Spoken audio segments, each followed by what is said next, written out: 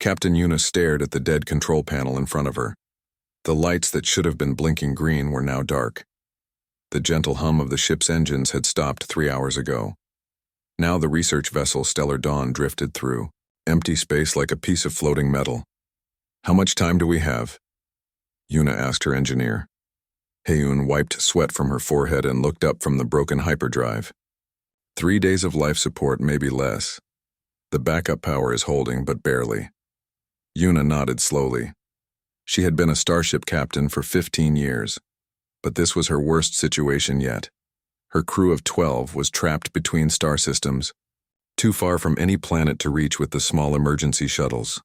The nearest space station was weeks away, even if they could somehow fix the engines.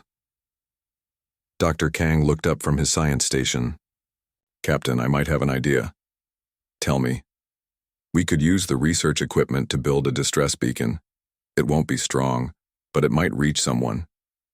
Heyoon shook her head. "The communications array is fried. Whatever broke our hyperdrive also damaged half our systems." "Then we build a new one," Kang said. "We have plenty of scientific instruments. Between your engineering skills and my equipment, we might be able to send out one signal."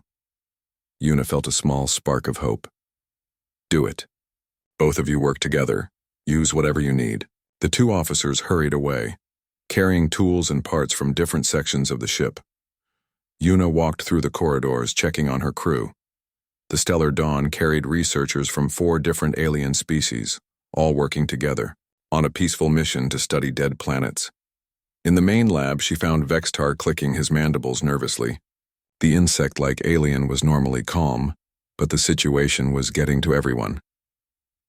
"Captain," he said in his buzzing voice, "my people have a saying. When the hive is in danger, every worker becomes a warrior." "What does that mean?" "It means, we will not give up. We will help however we can." Yuna smiled. "Thank you, Vextar. Check on the others. Make sure everyone is staying calm." Next, she visited the crystalline Luminians in their special chamber. These aliens looked like walking diamonds and spoke in musical tones. Their leader, a being they called Brightstone, chimed softly when she entered. "Captain Yuna, our crystals can store energy. If needed, we can give our personal power reserves to extend life support." "Save your strength for now," Yuna replied. "But thank you." The Nathari were harder to find because they were made of gas and could float through small spaces. She located them in the air recycling system, where they were actually helping to clean the atmosphere with their natural abilities. "We taste fear in the air," one of them whispered. "But also determination. Your species has strong emotions, Captain." "We're not giving up," Yuna said firmly. She returned to the bridge where Kang and Heyoon were working frantically. They had torn apart 3 different research machines and were building something that looked like a metal spider with glowing parts. "Will it work?" Yuna asked. "We don't know," Heyoon admitted. "We've never tried anything like this before. But the theory is sound." "How strong will the signal be?" Kang looked worried. "Not very strong, and we can only send it once. After that, this device will burn out and we won't have enough parts to build another." Yuna thought about their options. A weak signal sent into empty space had very little chance of reaching anyone. But it was better than no signal at all. What will the message say? "Just our location, ship type, and number of crew members," Heyoon explained. "Basic distress call. Any ship that receives it will know we need help." "But will anyone respond?" Kang asked quietly.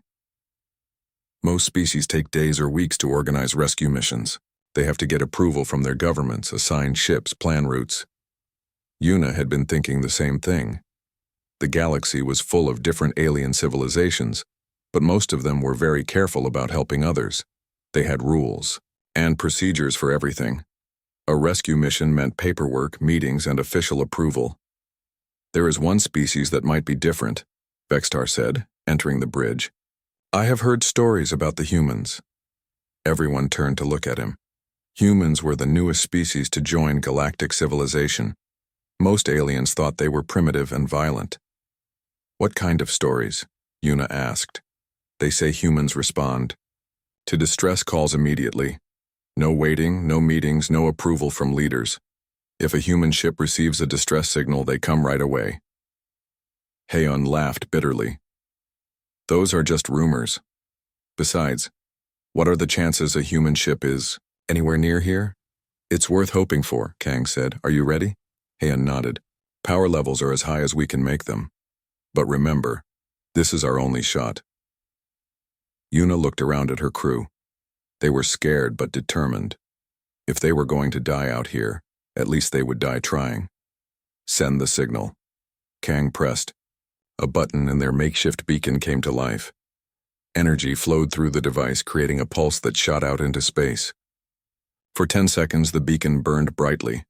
Then it sparked, smoked, and died. Did it work? Yuna asked. The signal transmitted. Hyun confirmed. But it wasn't very strong. Maybe a few light years at most. They waited in silence. Around them, the ship continued to drift through the darkness between stars. The air felt stale and the temperature was starting to drop as their power slowly failed. Now what? Asked Brightstone in musical tones. Now we wait, Yuna said. And hope. She didn't say what they were all thinking. In 3 days, their air would run out. Even if someone received their signal, most species would need weeks to mount a rescue mission. The stellar dawn and everyone aboard would be dead long before help arrived, unless the stories about humans were true. Yuna settled into her captain's chair and watched the stars through the main window. Somewhere out there, their desperate message was traveling through space at the speed of light. Maybe someone would hear it. Maybe someone would care enough to help. Maybe someone would come in time. 3 star systems away, Fleet Commander Zixathara smiled with her razor-sharp teeth. The Kethvan pirates had been hunting for prey when their sensors picked up the weak distress signal. A disabled research vessel with a mixed crew meant valuable technology and slaves to sell. How many ships? She asked her scanner operator. Just one, Commander. Small research vessel. 12 life forms detected. Perfect. Easy target. Zixathara turned to her crew. Prepare boarding parties. I want that ship stripped clean and the crew ready for transport within 1 hour. The 3 Kethvan warships were built for raiding. They had heavy weapons, strong shields, and cargo holds designed to carry stolen goods. Each ship carried 50 warriors trained in capturing other vessels. Set course for the research ship, Zixathara ordered. Use stealth mode. I don't want them seeing us until we're ready to board. Meanwhile, aboard the Stellar Dawn, the situation was getting worse. Yuna checked the ship's systems again and felt her heart sink. They had been drifting for 6 hours since sending the distress signal, and their power levels were dropping faster than expected. Captain, Heian called from the engineering station. The backup reactor is running hotter than it should. I think we might have 18 hours of air, not 3 days. Yuna closed her eyes for a moment. 18 hours. That changed everything. Even if someone received their signal immediately, 18 hours was not enough time for a normal rescue mission. Keep working on it, she said. See if you can slow down the power drain. Dr. Kang was studying star charts at his science station. Captain, I've been thinking about our location. We're in empty space, but there are shipping lanes about 2 light years from here. That's too far for our signal to reach. Maybe, but it's possible. And merchant ships travel those routes regularly. Yuna nodded, but she didn't feel hopeful. Merchant ships were usually small and couldn't mount rescue operations. At best, they might report the distress signal to the authorities, which would take days. In the corridor outside, Vextar was talking quietly with the other alien crew members. The insect-like being had lived longer than anyone else on the ship and had seen many emergencies. What do you think will happen? Asked one of the Luminians. I think, Vextar said slowly, that we must prepare for the worst while hoping for the best. Captain Yuna is doing everything she can. The Nithari floating nearby whispered among themselves. As beings made of gas, they could survive longer without air than the others, but not by much. We sense despair growing, one of them said, but also determination. Back on the bridge, Yuna was trying to calculate their chances when the proximity. Alarm suddenly screamed. What is that? She demanded. Heian looked at her instruments with confusion. 3 ships just appeared on sensors. They were using some kind of stealth technology. Can you identify them? Checking now. Hayan's face went pale. Captain, those are Kethvan warships. Everyone on the bridge knew what that meant. The Kethvan were the most feared pirates in this sector of space. They didn't just steal cargo. They captured crews and sold them as slaves. No one ever escaped from Kethvan raiders. Are they responding to our distress signal? Kang asked hopefully. No, Yuna said quietly. They're here to rob us. The communication system crackled to life. A harsh alien voice filled the bridge. Research vessel, this is Fleet Commander Zixathara of the Kethvan raiding fleet. Prepare to be boarded. Do not attempt to resist or you will be killed. Yuna felt anger rising in her chest. Her crew was dying slowly, and instead of rescue they had found pirates who wanted to make their situation worse. This is Captain Yuna of the Stellar Dawn. We are a peaceful research vessel. We have no weapons and our engines are broken. Even better, Zixathara laughed. That means you can't run away. My boarding parties will arrive in 10 minutes. Yuna looked around at her crew. They were scared, but she could see they were ready to fight even though they had no weapons and no hope of winning. Vexatar, get everyone to the main lab.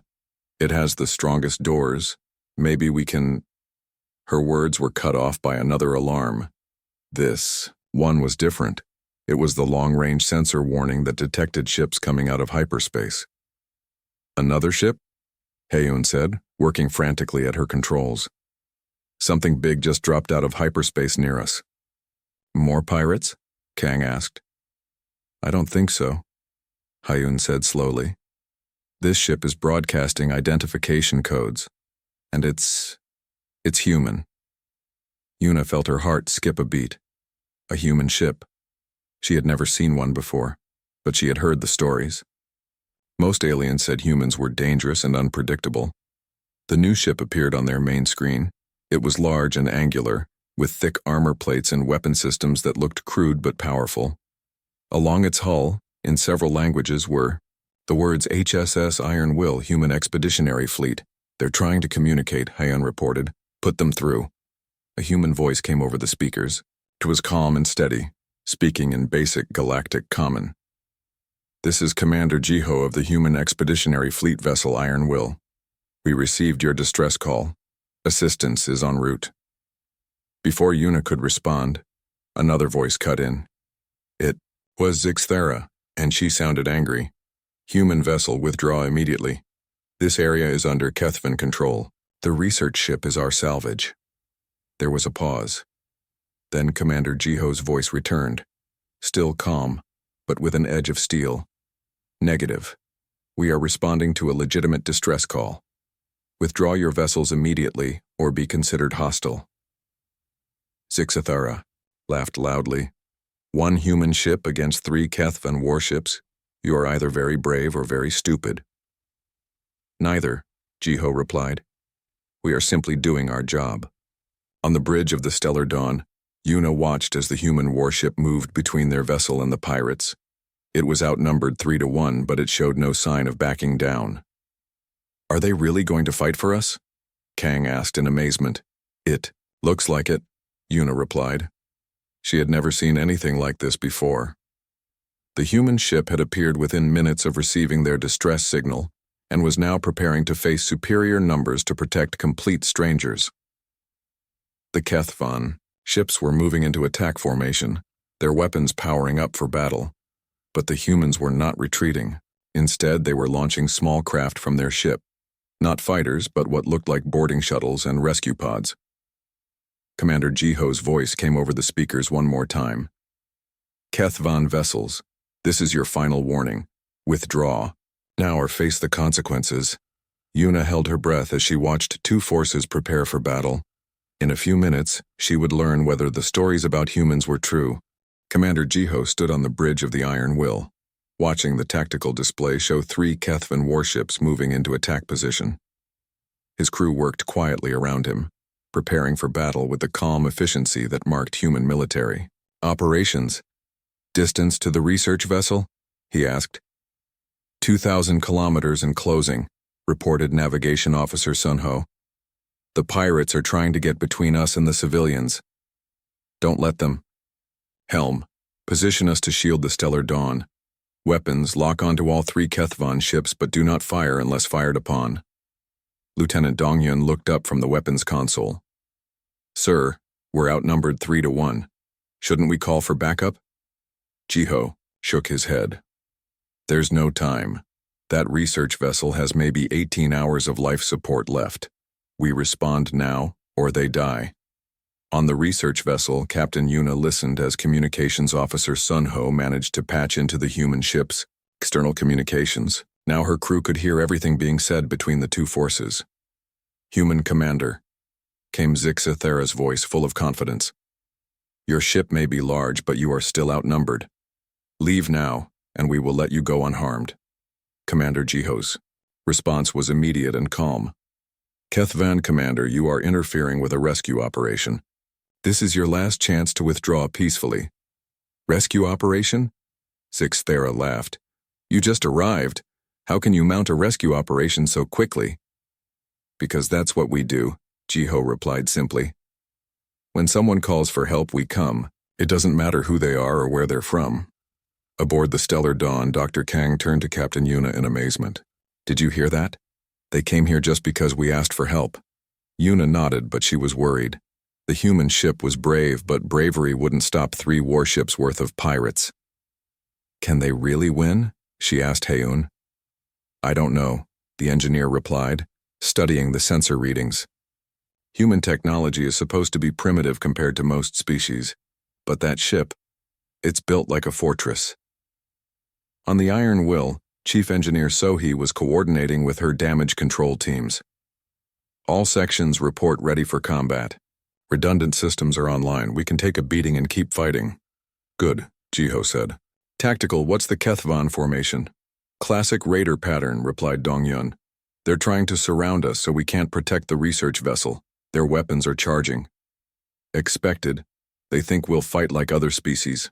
Elegant and defensive. Jiho smiled grimly.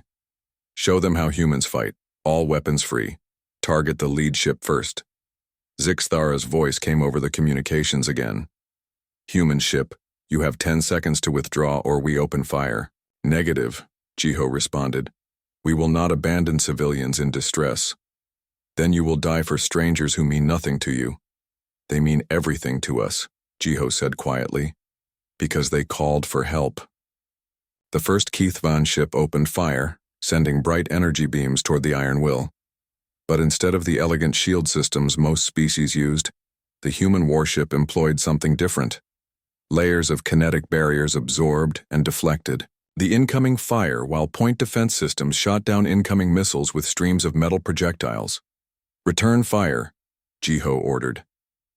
The Iron Will didn't use precise energy weapons like most galactic militaries. Instead, it launched waves of missiles and fired massive kinetic projectiles at incredible speeds. The weapons were crude by galactic standards, but they hit with devastating force. The first Kethvan ship's shields flared and buckled under the assault. Zixathera's confident voice was replaced by shocked cursing as her flagship took heavy damage.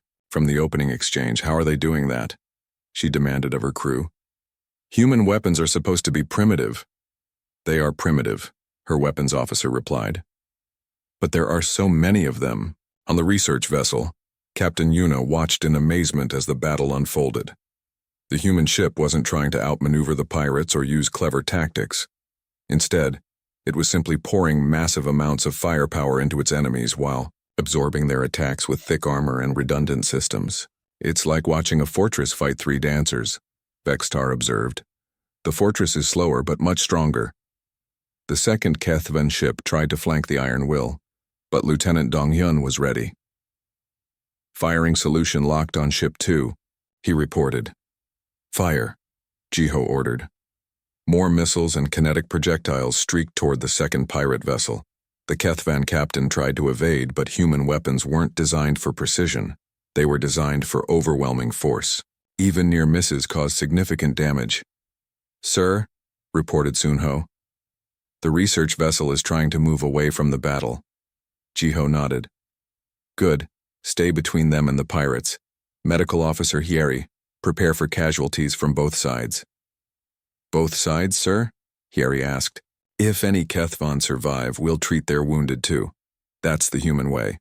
This comment was transmitted to the research vessel, where it caused shocked silence. Most species would leave enemy wounded to die, but the humans were already planning to save them. Who are these people? Kang whispered. The third Kethvon ship was trying to circle around to attack the research vessel directly, but the Iron Will moved to intercept. The human ship took heavy fire from all three pirates, but its thick armor held, while its weapons continued their relentless bombardment. Zixithera was growing desperate. All ships concentrate fire on their engines. If we can disable them, we can... Her orders were cut off as another wave of human missiles slammed into her flagship. Warning lights flashed across her bridge as critical systems failed. Commander, her engineer reported, we're losing life support on decks 3 through 7. How long until our backup fleet arrives? She demanded. 6 hours minimum. Zixithera looked at the tactical display and realized with horror that the battle had been going on for only 20 minutes, and already her 3 ships were badly damaged while the human vessel, though scarred, was still fighting at full strength. Commander Jiho's voice came over the communications again, still calm, despite the fierce battle raging around his ship. Kethvan vessels, you are outmatched. Surrender now and we will provide medical assistance to your wounded. Never, Zixithera snarled. Kethvan do not surrender to primitive humans. Then you will be destroyed, Jiho replied sadly. We gave you every chance to leave peacefully. The Iron Will increased its rate of fire, and Captain Yuna realized she was witnessing something incredible. The humans weren't just fighting to protect her ship. They were winning. The battle had been raging for 30 minutes, and Fleet Commander Zixithera was beginning to understand that she had made a terrible mistake. The human warship Iron Will continued to absorb punishment that should have destroyed any normal vessel, while returning fire with a ferocity that shocked the Kethvan pirates. Damage report, she screamed at her crew, as another wave of human missiles exploded against her ship's failing shields. Decks 1 through 4 are sealed due to hull breaches, her engineer reported. Main weapons are at 60% power. Life support is failing on half the ship. On the bridge of the Iron Will, Commander Jiho calmly reviewed the tactical situation. His ship had taken significant damage, but nothing critical had been hit. The human philosophy of building everything with multiple backups was proving its worth. Engineering status report, he requested. Chief Engineer Sohi's voice came through the intercom from deep in the ship. We've lost some armor plating and 2 missile launchers are offline, but all main systems are functional. The Kethvan weapons are powerful, but they're designed for precision strikes against shields. Our layered armor is absorbing most of the damage. Excellent. Continue current engagement pattern. Lieutenant Dongyun looked up from his weapons console. Sir, the second Kethvan ship is trying to disengage. Should we pursue? Negative. Stay focused on protecting the research vessel. If they want to run, let them go. But the second Kethvan ship wasn't running. It was repositioning for a desperate attack on the Stellar Dawn. Captain Yuna saw it coming on her sensors and felt her heart stop. They're heading straight for us, Heian shouted. The pirate vessel opened fire on the research ship, but before the energy beams could strike, the Iron Will moved between them. The human warship took the full force of the attack meant for the civilians, its armor glowing red-hot from the impact. How did they move so fast? Dr. Kang asked in amazement. Human ships are built for this, Bextar observed. Not for exploration or trade, but for war. Every system is designed to keep fighting. Commander Jiho's voice came over the communications directed at the attacking Kethvan ship. You just made this personal. Weapons free on ship 2. Disable their engines, but leave life support intact. What happened next demonstrated the difference between human warfare and the combat tactics of other species. Instead of trying to destroy the Kethvan vessel quickly, the Iron Will began systematically dismantling it. Precise kinetic strikes knocked out the engines while leaving the crew compartments untouched. Missile strikes disabled weapon systems without breaching the hull. Why aren't they just destroying us?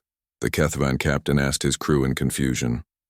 I don't know, his weapons officer replied. "They could have blown us apart 10 minutes ago, but they're being careful not to kill us." This restraint confused him. The pirates, who were used to battles where victory meant the complete destruction of the enemy. But humans fought differently. They sought to neutralize threats while preserving life whenever possible. The third Kethvan ship tried to capitalize on what its captain thought was human weakness. It launched a full spread of torpedoes at the Iron Will, hoping to overwhelm the human defenses. The response was immediate and devastating. The human point defense systems, which had seemed crude compared to elegant alien technology, proved to be brutally effective. Streams of metal projectiles filled space, destroying every incoming torpedo before it could reach the ship. "Impossible," Zixthera shouted. "No point defense system is that accurate." But she didn't understand human military philosophy. Where other species built precise, efficient weapons, humans built overwhelming ones.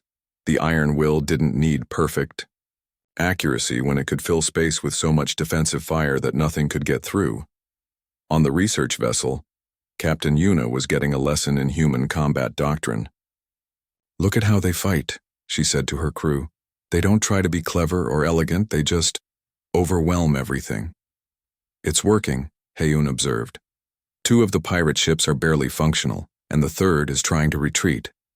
But Zixthara wasn't ready to give up. In desperation, she ordered her remaining functional ship to ram the human vessel. "If we can't outfight them, we'll take them down with us." Commander Jiho watched the Kethvan flagship accelerate toward his ship and made a decision that would have shocked most galactic commanders. Instead of trying to evade or destroy the incoming vessel, he ordered his crew to prepare boarding pods. "Sir?"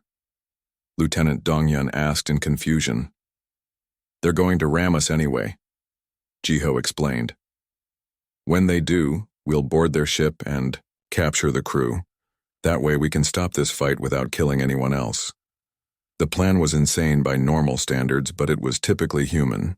Instead of accepting the enemy's terms of engagement, they were changing the rules entirely. The collision was tremendous. The Kethvan flagship smashed into the Iron Will's heavily armored hull, creating a massive breach in both ships. But instead of mutual destruction, the humans had prepared for exactly this scenario. Boarding pods shot through the breach into the Kethvan vessel. Human Marines, led by Lieutenant Dongyun, fought their way through the damaged pirate ship with a combination of advanced tactics and overwhelming firepower. "Surrender, and you will be treated according to galactic law," Dongyun announced as his team secured the Kethvan bridge. "Continue fighting, and we will consider you a threat to civilian lives." Zixthara found herself staring at a human soldier who had just offered her mercy after she had tried to kill him and his entire crew. The concept was so alien to Kethvan, thinking that she couldn't process it. "Why?" she asked. "Why didn't you just destroy us?" "Because," Dongyun replied, "we're not here to kill pirates. We're here to save the research vessel. Everything else is secondary." Within an hour of the first shot being fired, the battle was over. Two Kethvan ships were disabled but intact, their crews alive and receiving medical treatment from human medics. The third ship had fled, carrying word of the encounter back to other pirate fleets. Chief Medical Officer Hieri worked alongside her team to treat wounded Kethvan pirates with the same care they would give to human casualties. When Zixthara asked why, Hieri's answer was simple: "Because they're hurt and we can help them. That's enough." On the bridge of the Iron Will, Commander Jiho was already focusing on the next phase of the operation. "Damage control teams, secure the breach. Engineering, I need a full status report. Medical, prepare to receive casualties from the research vessel." "Sir," Communications Officer Sunho reported, "the Stellar Dawn is requesting permission to come aboard for repairs." "Granted. And Sunho?" "Yes, sir. Tell them welcome to human space. We're glad we could help." Captain Yuna stared at the human warship, scarred but still functional, and realized she had just witnessed something that would change how the galaxy viewed humanity. They hadn't just won a battle. They had redefined what it meant to respond to a distress call.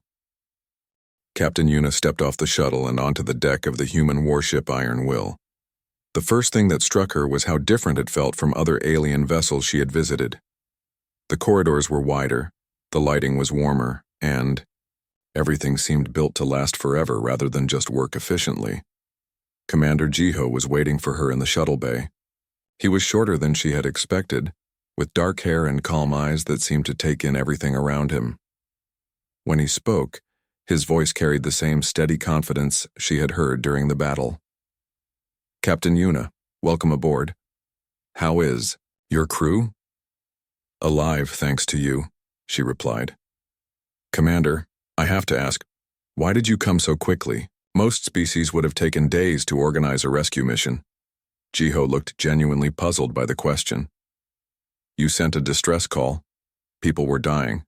What else would we do?" The simplicity of his answer surprised her. To him, responding immediately to save lives wasn't heroic or unusual.